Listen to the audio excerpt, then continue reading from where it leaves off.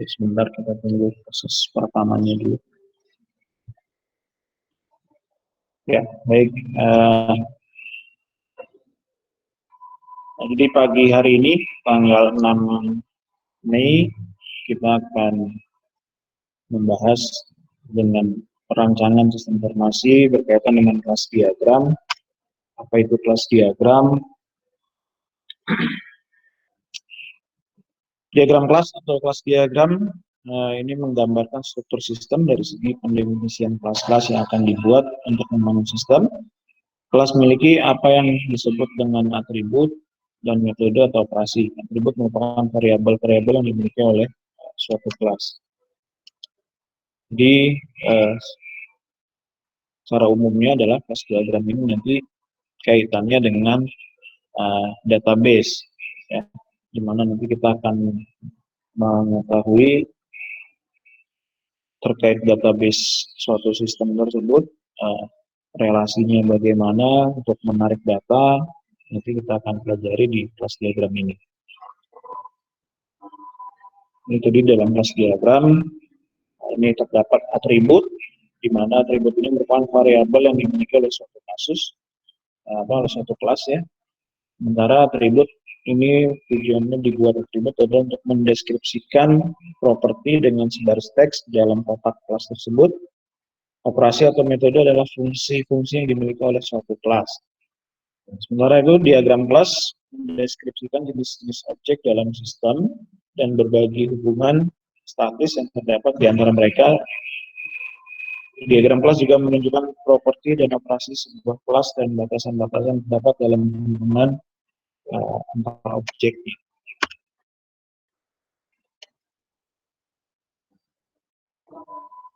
Jadi kelas diagram ini menggambarkan keadaan atau atribut propertinya terkait dengan sistem itu. Kelas diagram menggambarkan struktur dan deskripsi kelas, package-nya, dan objek beserta hubungan satu sama lain. Kelas memiliki 3 area pokok, jadi di dalam kelas ini bentuknya tabel ya, nanti kita lihat contohnya, di mana memerlukan nama kelasnya, lalu atributnya, dan terakhir operasinya apa, artinya untuk menjalankan kelas tersebut apa saja. Nama itu merupakan nama dari sebuah kelas, atribut merupakan properti dari sebuah kelas, lalu operasi adalah sesuatu yang bisa dilakukan dalam sebuah kelas. Nah, ini contohnya.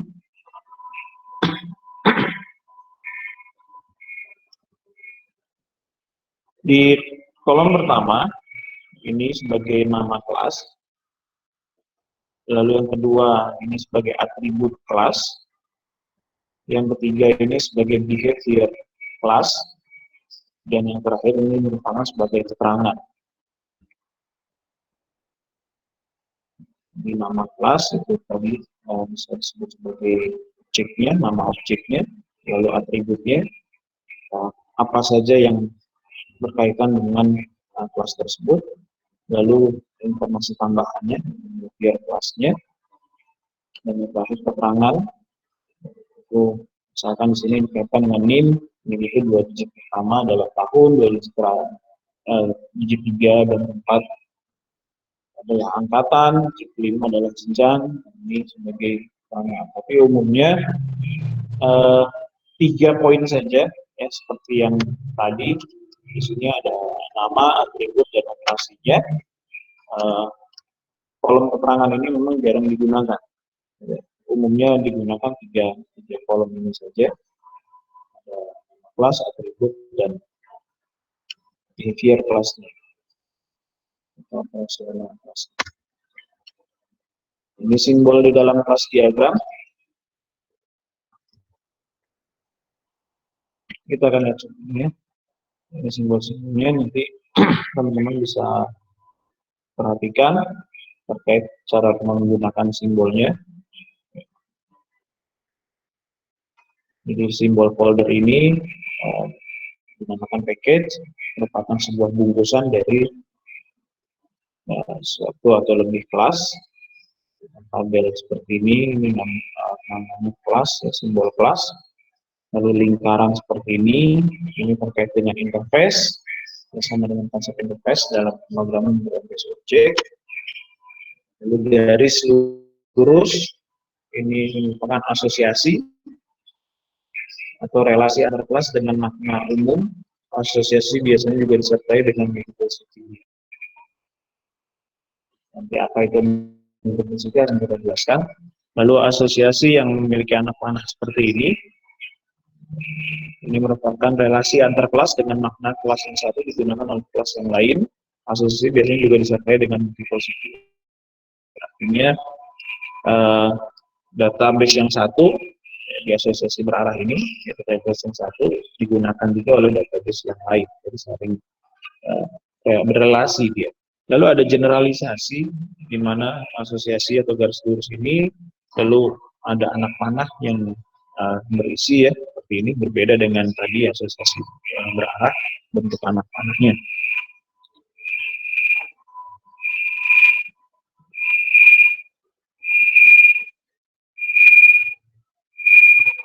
Sorry kalau sedikit terganggu.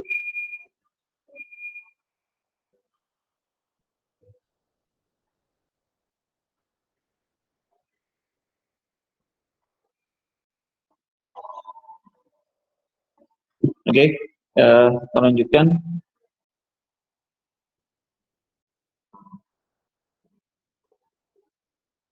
Ya, tadi generalisasi, di mana relasi antar kelas dengan makna generalisasi, spesialisasi atau khususnya. Artinya ada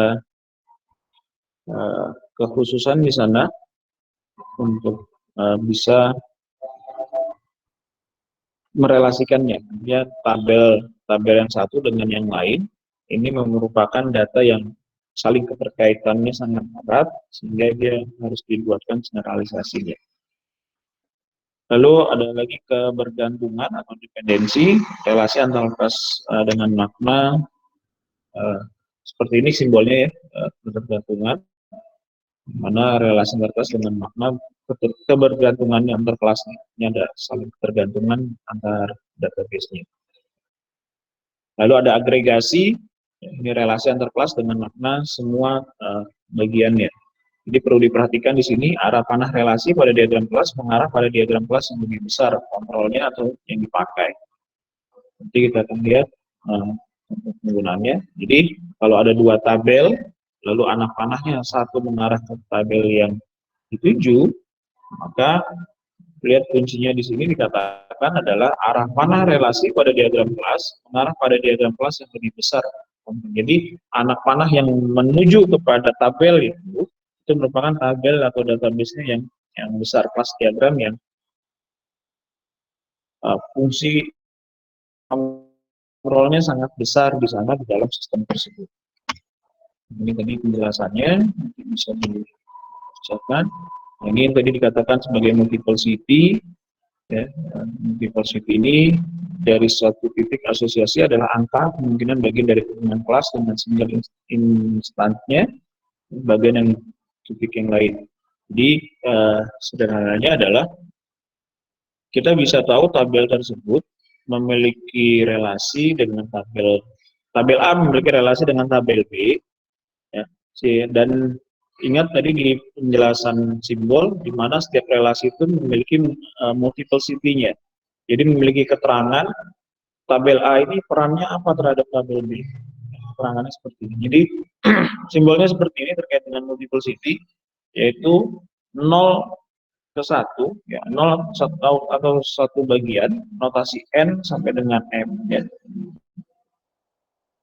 0 ke bintang, or bintang saja, sehingga pada jangkauan bagian termasuk kosong, 1 tepat satu bagian, 1 ke bintang ini, artinya sedikitnya hanya satu bagian.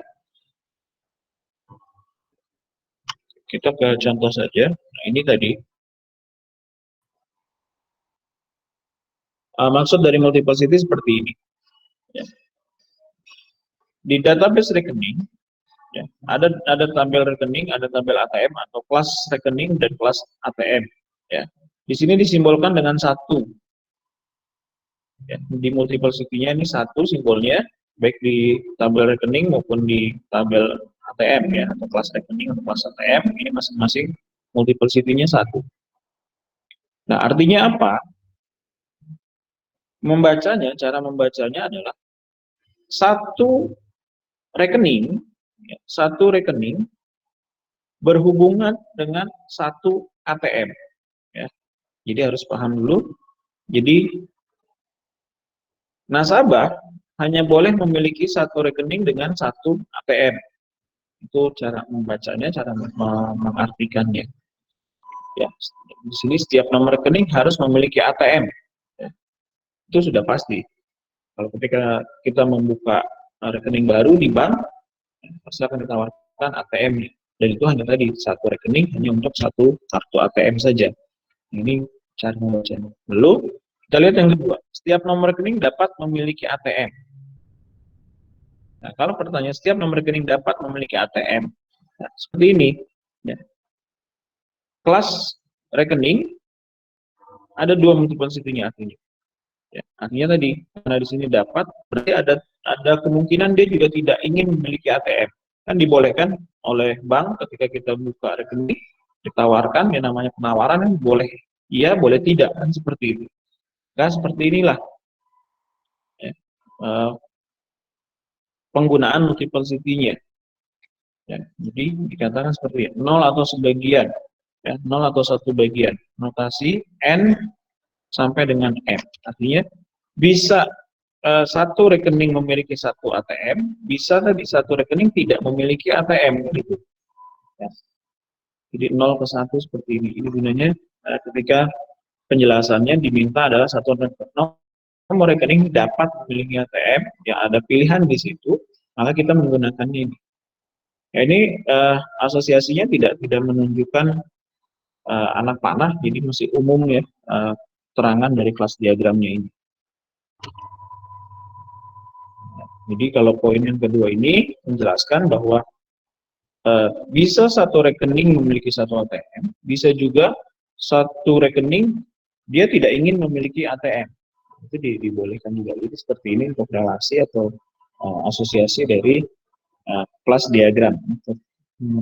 Jadi database rekening ini, database satu rekening ini boleh memiliki ATM, boleh juga tidak memiliki ATM. Lalu ini, satu dosen memiliki kediaman atau tinggal di satu wilayah, sedangkan wilayah tersebut bisa saja mempunyai banyak dosen.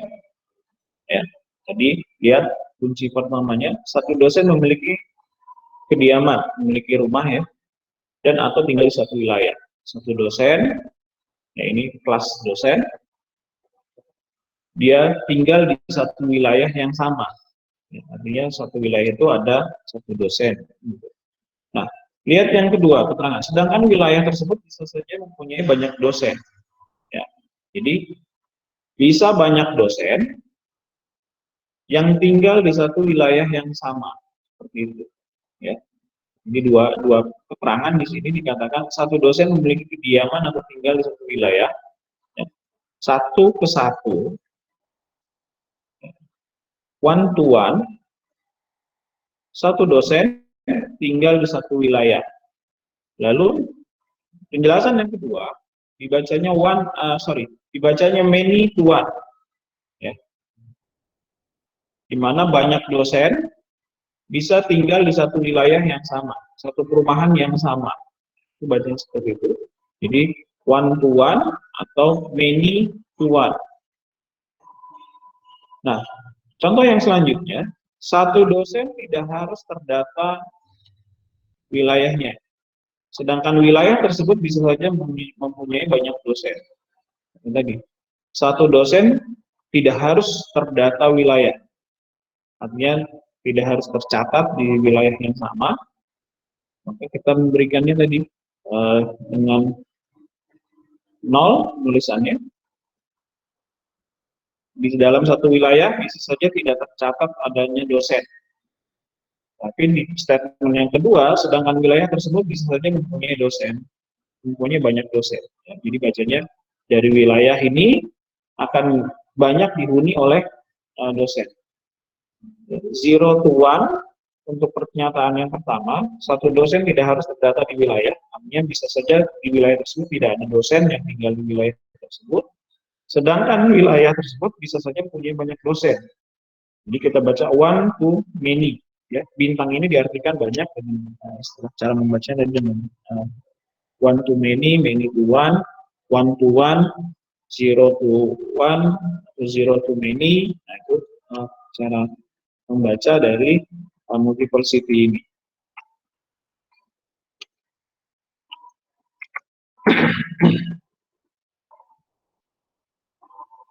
Nah, contoh kelas diagram, many to many association. Satu dosen dapat mengajar banyak mata kuliah dan satu mata kuliah dapat diajarkan oleh banyak dosen. Jadi ada tabel atau ada kelas di sini. Pertama kelas dosen, lalu kelas mata kuliah, dan ada kelas tambahan yaitu jadwal. Ini tadi asosiasinya. Kita perhatikan coba di sini dikatakan satu dosen dapat mengajar banyak mata kuliah. Satu dosen, ya, one lecture, satu dosen dapat mengajar banyak mata kuliah. Maka angka satu yang pertama ini akan berpasangan dengan bintang atau many yang terakhir. Artinya satu dosen banyak mengajar mata kuliah. Dan satu mata kuliah dapat diajarkan oleh banyak dosen. Ya. Lalu kita lihat dari kelas diagram yang kedua, yaitu kelas diagram mata kuliah. Karena pernyataannya di sini adalah satu mata kuliah, one, ya, ini angka satunya, dapat diajarkan oleh banyak. Ini ke many-nya atau bintangnya ini ada di dosen. Ya. Ini relasi atau asosiasinya terkait dengan jadwal mata kuliah dengan dosen. Ini dihubungkan dengan satu lagi kelas jadwal. Oke, itu untuk contoh many to many association-nya ya. Jadi ini nggak harus dua pernyataan seperti ini, bisa satu pernyataan, bisa dua. Oke, memang umumnya hanya dua, tidak bisa lebih dari tiga pernyataan. Satu dosen dapat mengajar banyak mata kuliah dan satu mata kuliah dapat diajarkan oleh banyak dosen.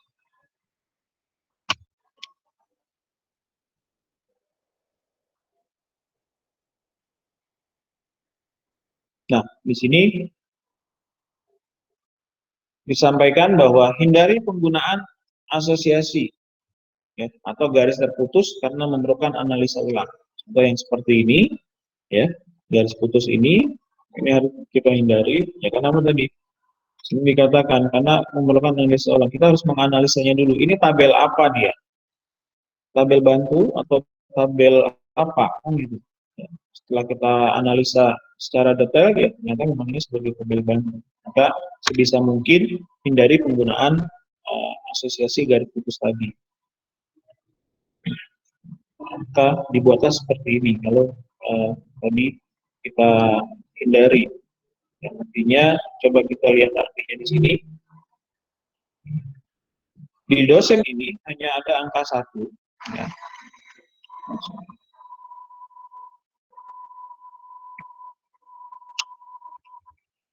Oke, di kelas dosen ini hanya ada angka 1. Berarti dia akan berpasangan dengan simbol yang ada di belakang ya, pasangannya. Jadi satu dosen akan memiliki banyak jadwal. Kalau kita lihat dari kelas dosen. Sementara kalau kita lihat kelas jadwal, membacanya adalah satu jadwal untuk satu dosen. Jadi sebaliknya kalau kita lihat dari kelas dosen, maka satu dosen bisa memiliki banyak jadwal. Lalu sekarang kita lihat hubungan antara mata kuliah dengan jadwal. Kalau kita lihat dari kelas jadwal, maka akan kita temukan di sini satu jadwal untuk satu mata kuliah. Sebaliknya, kalau kita lihat dari kelas mata kuliah, maka satu mata kuliah ini, satu mata kuliah pasti akan memiliki banyak jadwal.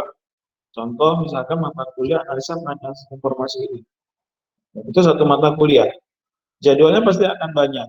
Ya tadi ada jadwal di pagi jam 8, lalu ada juga di pagi jam 10.40, ada juga di jadwal malam jam 6, dan ada juga yang jadwal malam di jam 20.00. Ini seperti itu. Ya, satu jadwal untuk satu mata kuliah. Ya, satu jadwal, misalnya jadwal mata kuliah analisa planning informasi jam 8 pagi, ya berarti hanya untuk satu mata kuliah, yaitu mata kuliah analisa perancangan sistem informasi. Tapi kalau kita lihat dari kelasnya mata kuliah, kan jadwalnya bisa banyak dia. Nah, itu cara lain untuk membaca contoh dari many to many association, ya, karena diminta untuk sebisa mungkin kita hindari penggunaan asosiasi garis putus, maka kita buatnya seperti ini, ya, untuk membaca tabel. Jadi nanti dalam penggunaan sistem database di dalam sistemnya, maka relasinya adalah database dosen ini dia akan berhubungan dengan database jadwal. Begitu juga dengan database mata kuliah. Nah, inilah hubungan antar database relasinya. Contohnya, di sini dikatakan terdapat tabel pegawai, di mana di antara pegawai tersebut terdapat pimpinan dari pegawai-pegawai lainnya. Tetapi pimpinan tertinggi tidak dipimpin oleh pegawai lainnya. Dengan kata lain, pimpinan tertinggi adalah top level. Bagaimana kelas diagramnya? Kita lihat seperti ini. Terdapat tabel pegawai. Kita buat ini tabel pegawai. Pernyataannya, di mana di antara pegawai tersebut terdapat pimpinan dari pegawai lainnya. Ini dari banyak pegawai, ada satu pimpinan. Ada satu pimpinan, maka kita simbolkan dengan angka 1.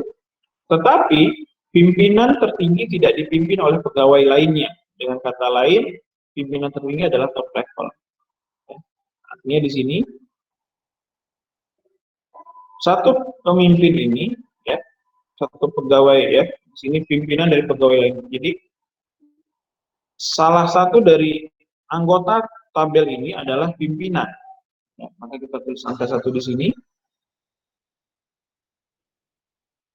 Nah, tetapi pimpinan tinggi tidak dipimpin oleh pegawai lainnya. Artinya tidak ada pemimpin lain untuk pemimpin level tertingginya. Maka di sini kita simbolkan 0.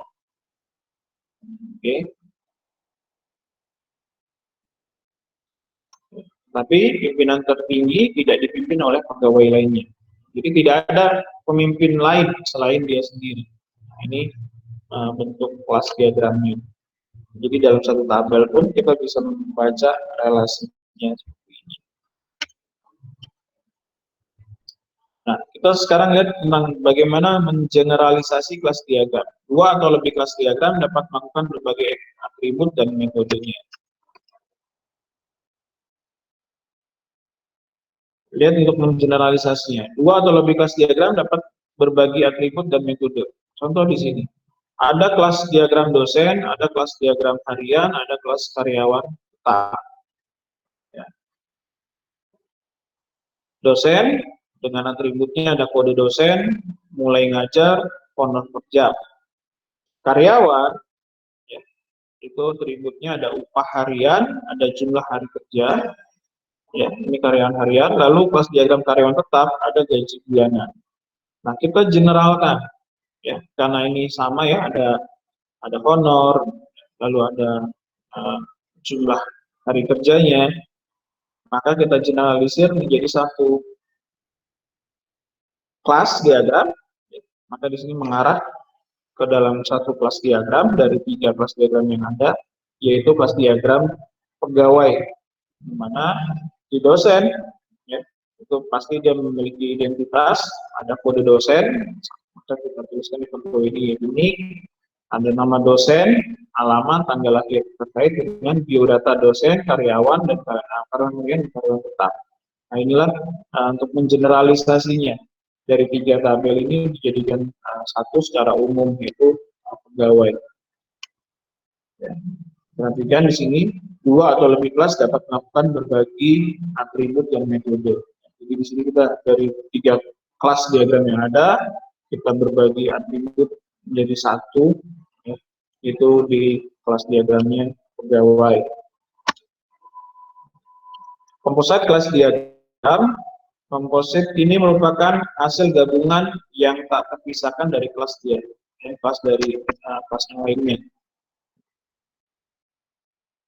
Ini simbolnya perhatikan, menggunakan agregasi.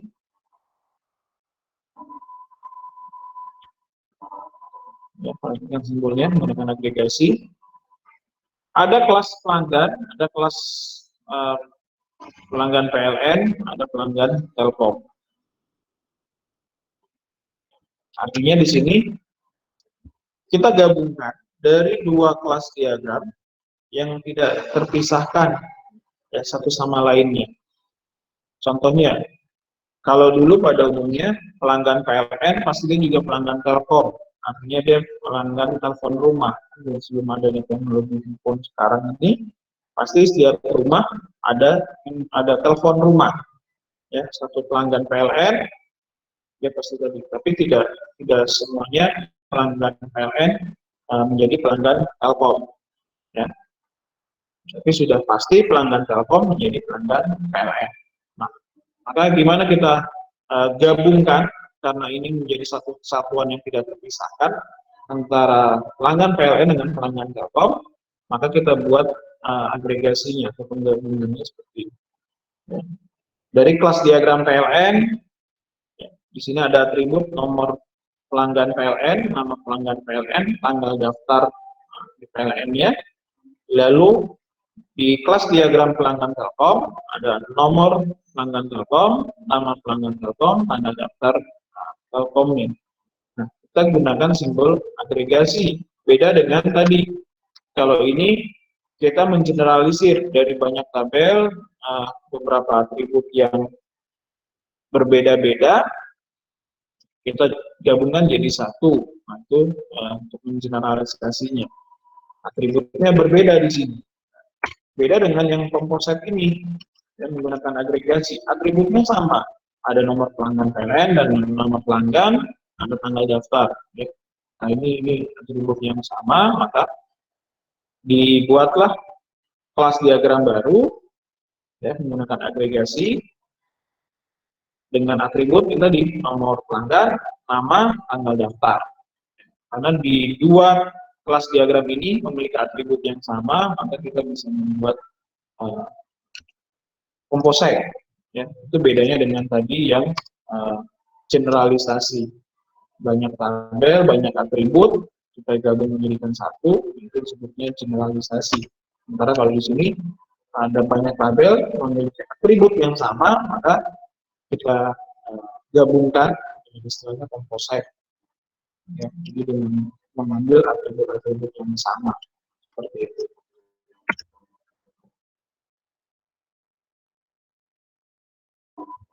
Nah, di sini penjelasannya, agregasi merupakan gabungan tetapi tidak mutlak. Yang dicontohkan nanti tagihan dan pembayaran, nomor tagihan, tanggal tagihan, nomor pembayaran, tanggal tagihan. Ya. Ini contoh untuk kelas diagramnya. Jadi bisa saja tagihan ini belum dilakukan pembayaran seperti itu. Tapi yang karena sudah melakukan pembayaran pasti dia sudah melihat tagihan. Nah, sekarang kita lihat ilustrasinya.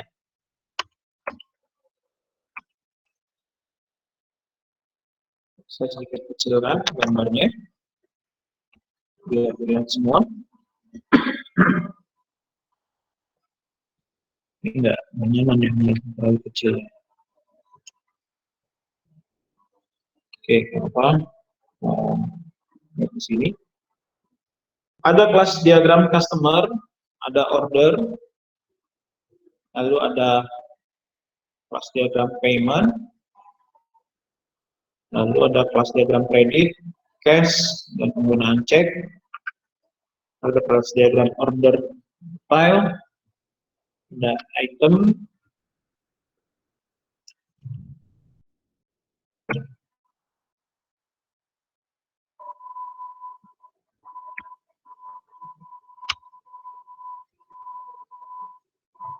Ini contoh ilustrasinya.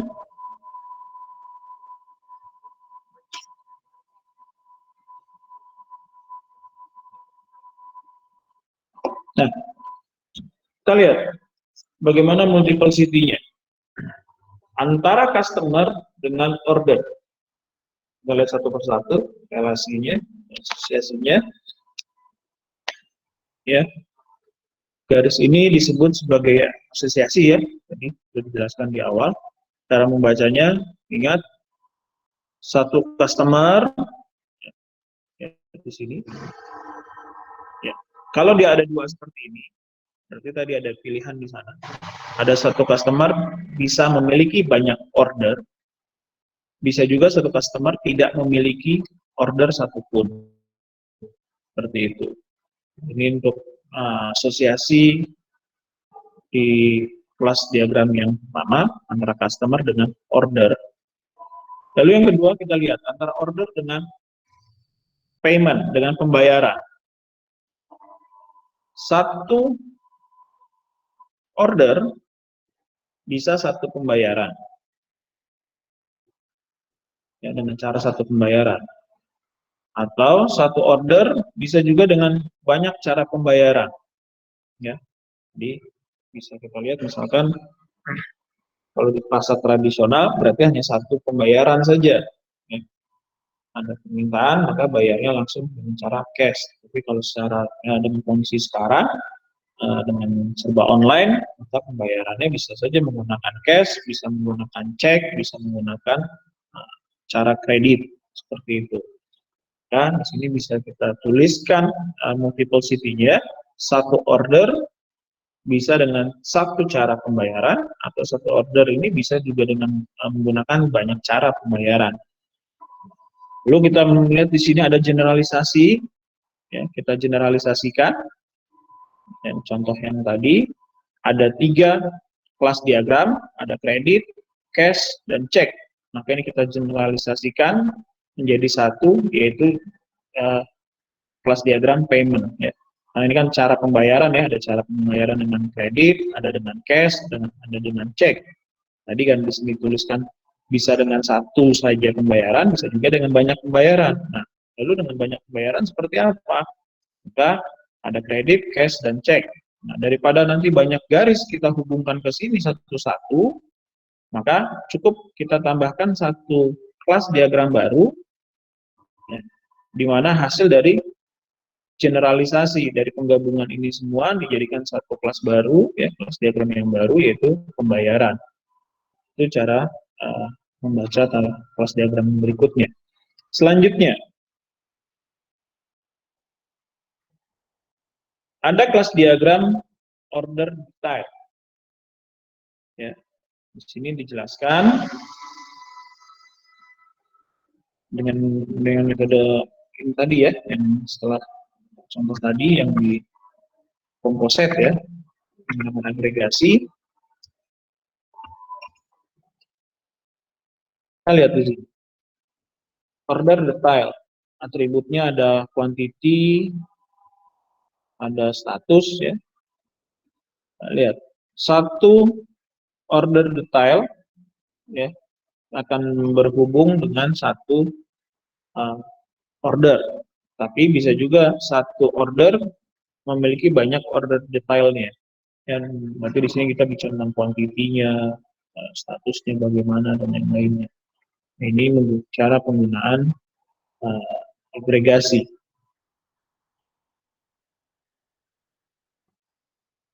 Nah, kita lihat kelas berikutnya ada kelas item. Oke, ini sama. Ya, tadi angka-angka bintang 0 ini menunjukkan multiple city-nya. Nah, di kelas diagram item, cara membacanya tadi multiple city-nya adalah satu item bisa banyak order detail, tapi bisa juga satu item tidak memiliki order detail. Ini cara membaca multiple city-nya. Ya, ini penjelasannya. Garis-garis ini adalah asosiasi. Ini adalah bukan di sini disebutkan abstrak kelas atau nama kelas. Ya, ini simbol dari generalisasi. Ya, ini tabel ini bisa disebut dengan role name. Ya. Ini tadi multiple city. Ya, ini anak panah sebagai navigasinya. Penjelasan yang tadi terkait dengan kelas, nama kelas, atribut, dan operasional. Oke, sampai sini mau tanyakan?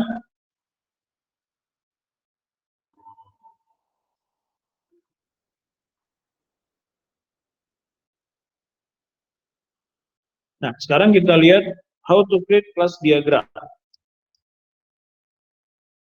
Lihat ya, jadi diagram ML ini saling keterkaitan. Dia tidak bisa berdiri sendiri, maka harus saling berhubungan. Mulai dari use case, class diagram, activity diagram, sequence diagram. Nggak akan mungkin jadi kelas diagram kalau use case-nya belum ada. Maka kita harus tahu dulu use case-nya seperti apa. Contoh, kita lihat di sini. Sebagai kandidat kelasnya, ya, itu ada objek fisik, ada transaksi, butir yang terlibat pada transaksi, ada peran, ada pirantinya, ada proses, ada katalog. Kita lihat objek fisiknya apa? Mesin ATM, kartu ATM. Transaksinya apa? Mau transfer atau mau tarik tunai, butir-butir yang terlibat apa pada transaksinya, kita kosongkan. Lalu perannya apa? User sebagai pemegang kartu, dan tentunya ada bank selaku pemilik sistem. Lalu pirantinya, perangkatnya, hardware-nya itu merupakan mesin ATM dan komputer. Prosesnya tadi ada withdrawal, ya. Lalu ada update, lalu katalog yang merupakan daftar account. Nah, sekarang kita lihat use case-nya terlebih dahulu. Ingat di sini ada user, ada bank. Ya, di sini ada perannya. User dia yang memegang kartu ATM, bank yang memiliki sistem, mesin ATM, komputer, dan yang lain-lain. User di dalam mesin ada authentication, ya, untuk masukkan NIM, untuk mengidentifikasi, ya, kepemilikan rekening, untuk autentifikasi, lalu jenis transaksinya, ya, lalu ada transfer yang dilakukan. Nah, bank ngapain? Ya, tadi mengecek keaslian dari pengguna ATM tadi, lalu mengecek juga jenis-jenis transaksinya. Ini kelasnya, ya, ada kelas ATM, ada kartu ATM, ada user, ada bank, ada transfer. Nah, jadi kita lihat dalam membuat kelas diagram menyesuaikan dengan apa yang sudah kita buat di dalam use case. Di sini ada dua aktor, maka ada dua kelas diagram, lalu ada kaitannya apa lagi selain tadi, ya, selain autentikasi, ya, dalam transaksi itu ada kartu ATM dan ada juga mesin ATM-nya, lalu jenis aktivitas transaksinya, ya, transfer atau withdrawal-nya.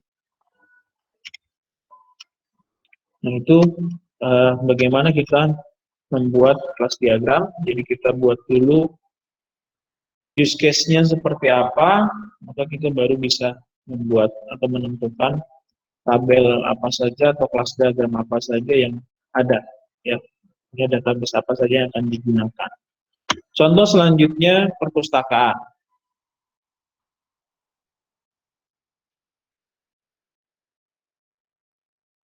Bagaimana kita membuat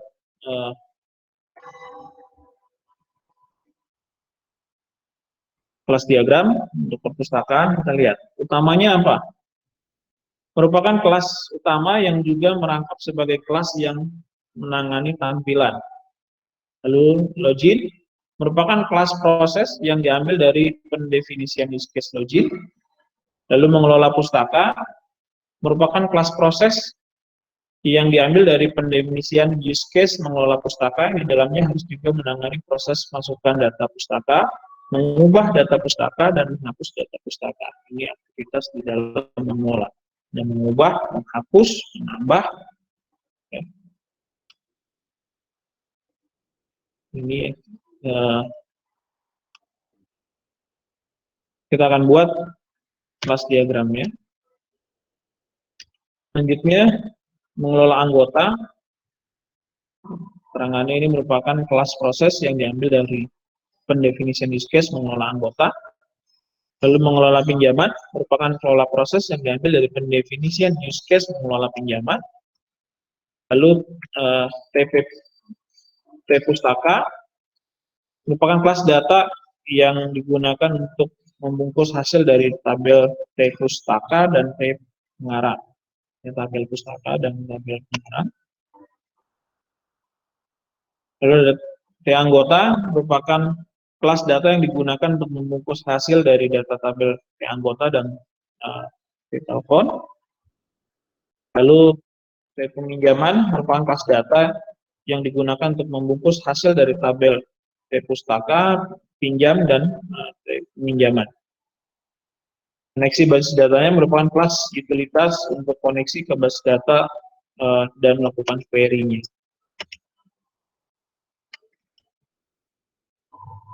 Memang agak kompleks ya dari penjelasan yang tadi. Dari pernyataan yang ada, kita buat kelas diagramnya, lihat seperti ini. Kelas diagram utama ya dengan atributnya ini, ada main, ada login, menu, dan yang lain-lain.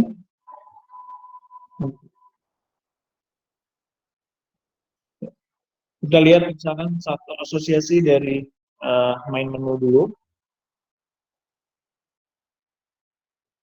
Satu transaksi untuk satu login. Ya, satu form dengan satu login. Lalu memiliki asosiasi dengan mengelola peminjaman. Ya, tadi ada satu, bisa jadi satu peminjaman. Lalu mengelola anggota, ya ini admin lah ya, kita istilahkan sebagai admin. Itu yang nama admin satu, dia login, ya, admin untuk mengelola peminjaman, admin untuk mengelola anggota, admin untuk mengelola pustaka. Ini untuk satu kelas diagram admin. Nah, ibaratnya seperti itu. Lalu kita lihat tabel berikutnya.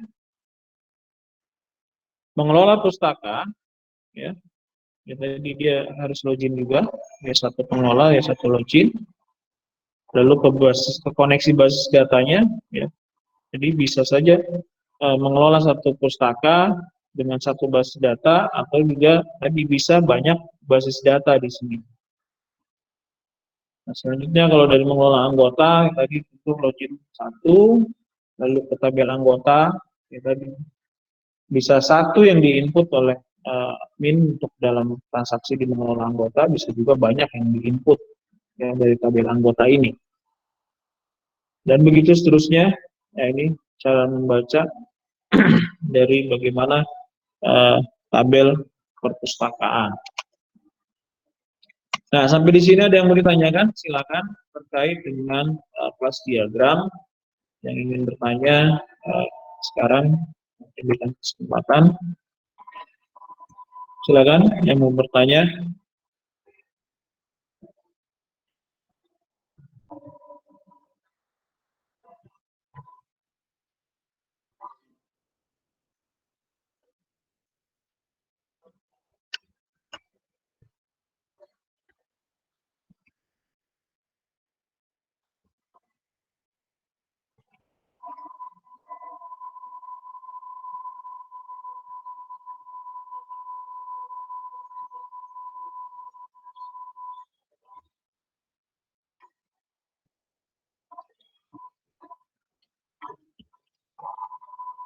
Ya, jadi itu terkait dengan kelas diagram.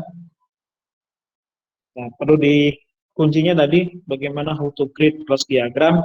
Teman-teman harus perhatikan dulu use case-nya. Jadi ingat sekali lagi, tidak bisa uh, kelas diagram ini berdiri sendiri tanpa melihat use case.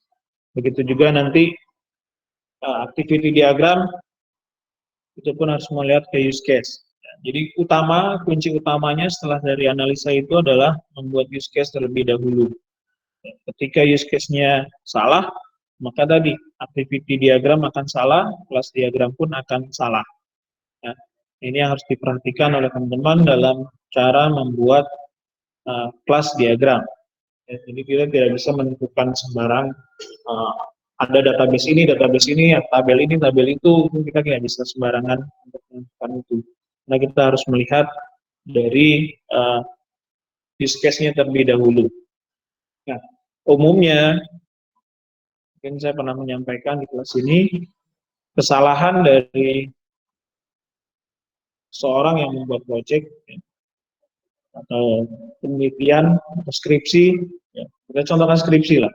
Di skripsi banyak yang salah dalam menentukan kelas diagram ini, bahkan salah menentukan use case-nya, karena mereka berangkatnya juga dari start yang salah, memulai yang salah.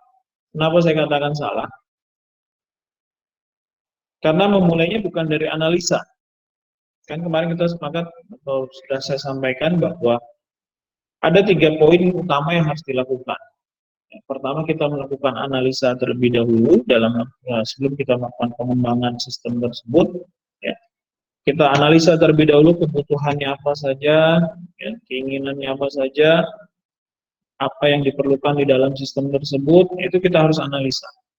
Dari hasil analisa itulah kita akan masuk ke dalam perancangan. Nah, hari ini kita bicara perancangan. Ya.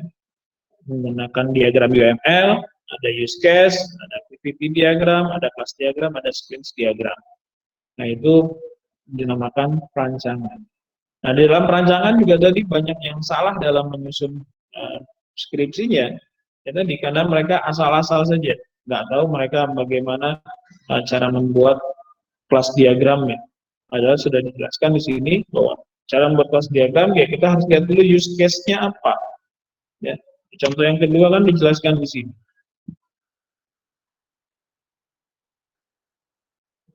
Contoh logik merupakan kelas proses yang diambil dari pendefinisian use case.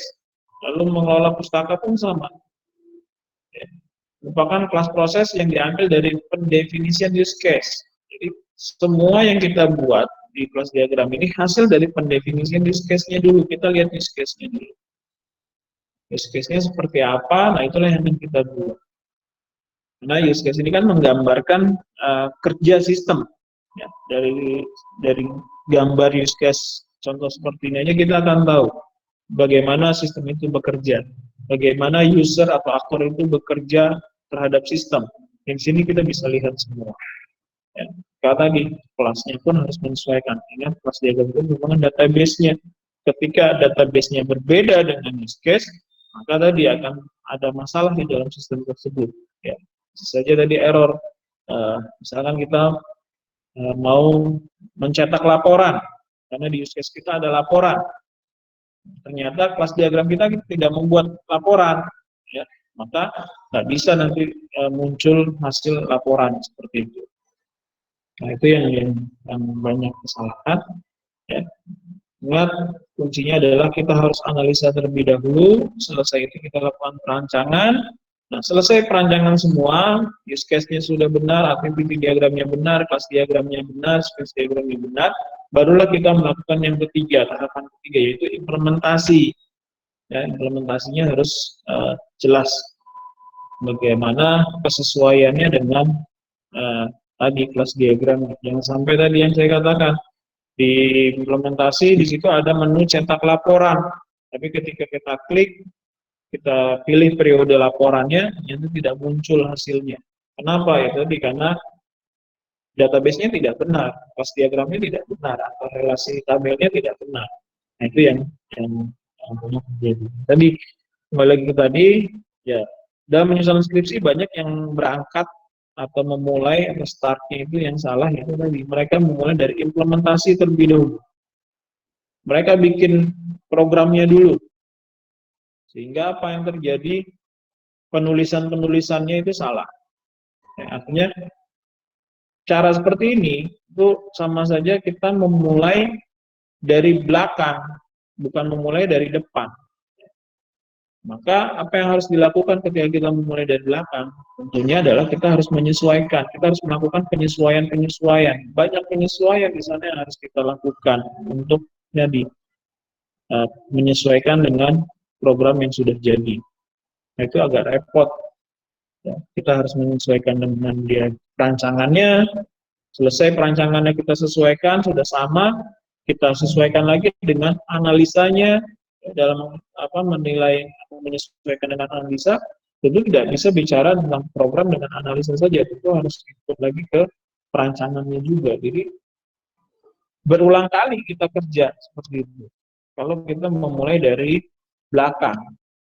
Tapi kalau kita memulai dari depan sesuai dengan urutannya, maka kita akan mudah dalam bekerja. Mulai dari analisa, merancang, dan implementasi.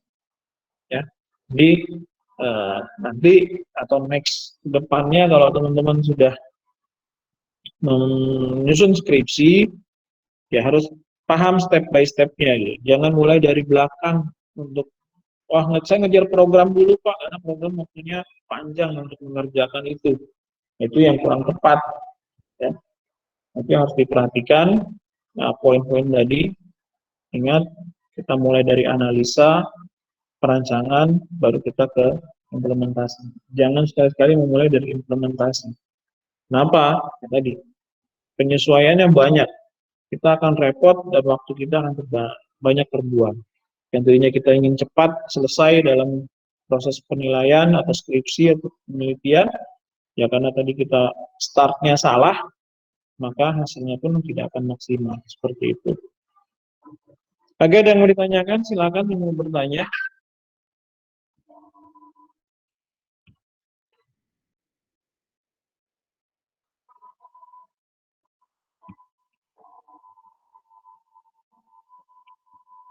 Baik, kalau tidak mau tanyakan, kita akan masuk pembahasan terkait dengan proyek UAS, ya.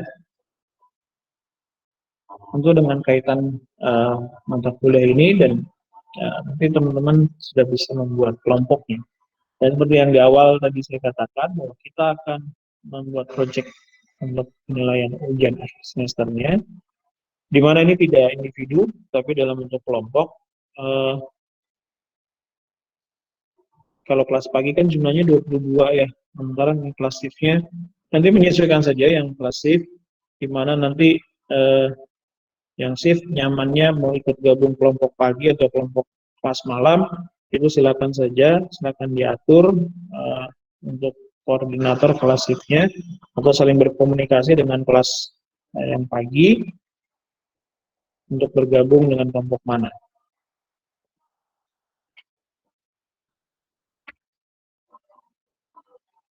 Kita ganti share screen-nya terkait dengan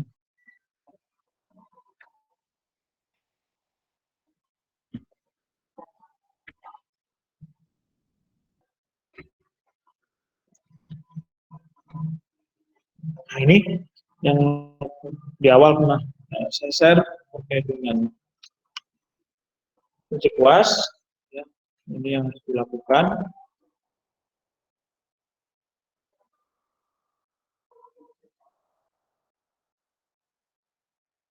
Kita tidak bicara dari analisa, tapi kita langsung bicara di diagram UML-nya. Jadi tugasnya adalah teman-teman menganalisa ketiga proyek yang ada. Ini ada 3 proyek. Silakan teman-teman pilih, ya, kelompoknya nanti pilih mau proyek 1, proyek 2, proyek 3, itu silakan. Ya, teman-teman pilih semua, nggak harus semua, pilih salah satu. Ya.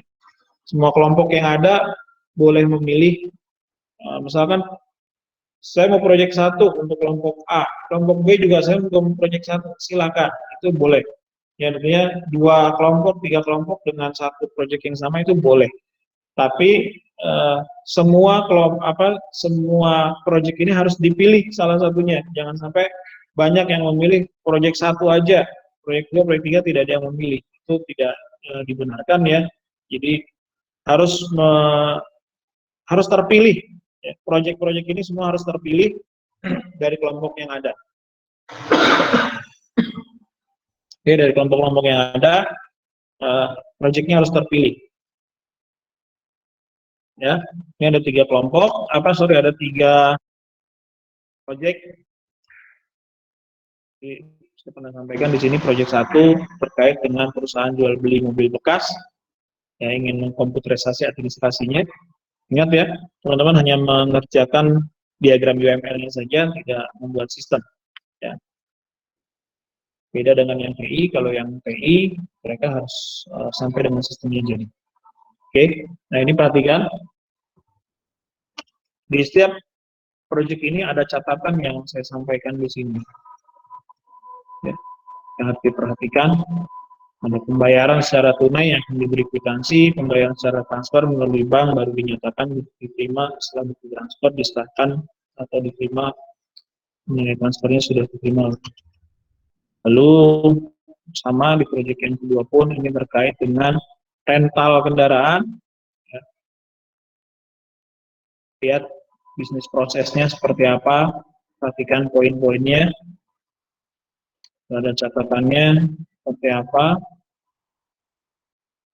Proyek 3 ini terkait dengan usaha konveksi atau fashion. Nah, ini yang harus diperhatikan teman-teman semua, bisnis prosesnya tentu diperhatikan. Yang ketiga ini sama, tugasnya sama. Saya tidak mencampur, tidak mau ikut campur terkait dengan urusan pembagian kelompok. Silakan atur kelompoknya sendiri, ya. Atur kelompok yang terbaik. Saya tidak mau mencampurinya. Jangan sampai nanti muncul Bapak aja yang milihin kelompoknya. Saya nggak mau seperti itu. Jadi silakan teman-teman atur nyamannya dengan siapa bekerja. Itulah yang harus teman-teman ikuti. Buat yang safe tadi, silakan berkoordinasi dengan yang lainnya, mau bergabung dengan kelompok pagi atau kelompok kelas 6. Seperti itu. Oke, ada yang mau ditanyakan terkait dengan proyek UAS ini? Jadi Pak, untuk UAS, iya silakan. Itu buat kelompoknya berapa orang, Pak? Ya kan kalau kelompok kelas pagi kan jumlahnya ada 22 orang ya. Kelas pagi 22 orang, makanya nanti tinggal tambah kelas shift-nya yang mau ikut kelas pagi siapa aja. Ya. Jumlahnya buat proporsional aja oleh kalian. Jadi jumlah yang ada 22 ditambah kelas shift-nya berapa orang yang mau di pagi, maka itulah yang dibagi secara proporsional. Ya, jumlahnya. Iya, Pak. Minimal 3 lah, minimal 3 orang. Ya minimal 3 orang. Maksimalnya silakan teman-teman atur sendiri. Yang pasti tadi 3 proyek ini terpilih, ya terpilih semua. Jangan sampai misalkan ada 5 kelompok, 5-5-nya milik proyek 1 semua. Ya, saya nggak mau seperti itu. Jadi ada misalkan ada 5 kelompok, ya tadi ada proyek 1, proyek 2, proyek 3, mungkin kelompok yang lain gitu. Ya, kelompok 1 dengan kelompok 5 sama memilih proyek 1, ya itu silakan saja, itu boleh. Ya. Minimal 3, saya kasih batasan minimalnya. Ya, karena ini kelompok ya, bukan individu. Kalau minimal 1, berarti itu tugas individu. Oke, ada lagi yang mau tanyakan? Silakan.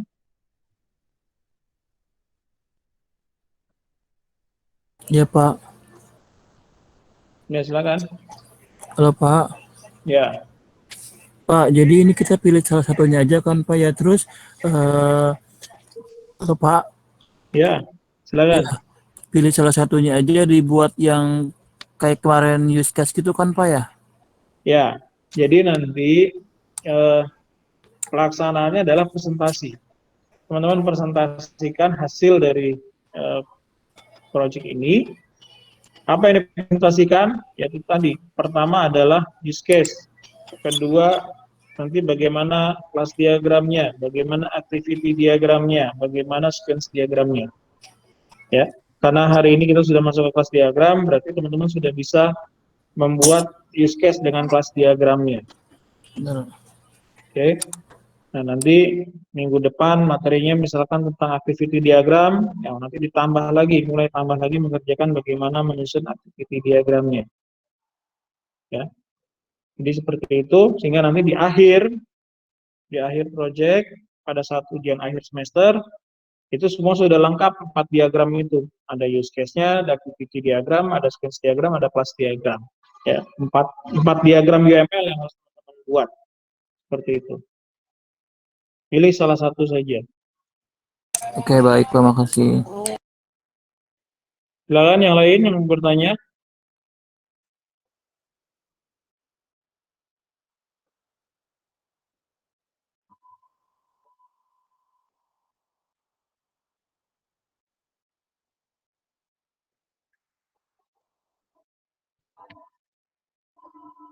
Oke ya, kalau sudah ditanyakan terkait dengan ujian akhir nanti di untuk project ini, jadi rasa semua sudah paham ya terkait dengan projectnya, dan mungkin nanti di akhir bertanya-tanya lagi.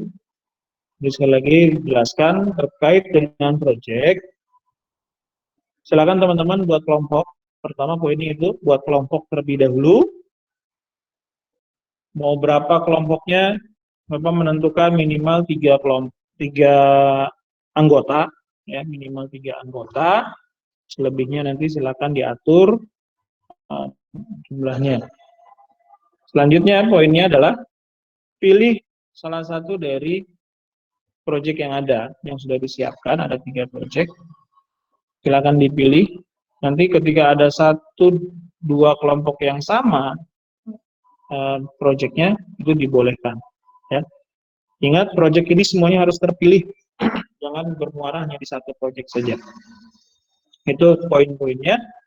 Dan yang terakhir poinnya adalah kerjakan nanti dalam bentuk PowerPoint ya, hasil penelitian teman-teman semua, yaitu tadi berupa use case diagram, class diagram, activity diagram, dan sequence diagramnya. Dan nanti bertahap dalam pengerjaannya teman-teman tinggal menyesuaikan materi-materi setiap pekannya. Kita ada waktu 6 pekan lagi ke depan, ya, karena total pertemuan kita ada 16 pekan, 16 pertemuan, jadi nanti teman-teman masih ada 6 pertemuan. Ini sekarang masuk baru pertemuan 7, kan depan libur, menghadapi lebaran ya, nanti pekan berikutnya di tanggal 24 itu baru mulai lagi masuk pekan ke-8 sampai dengan ke-12, seperti itu, baru pelaksanaan ujian akhir. Oke, ada yang mau ditanyakan kembali?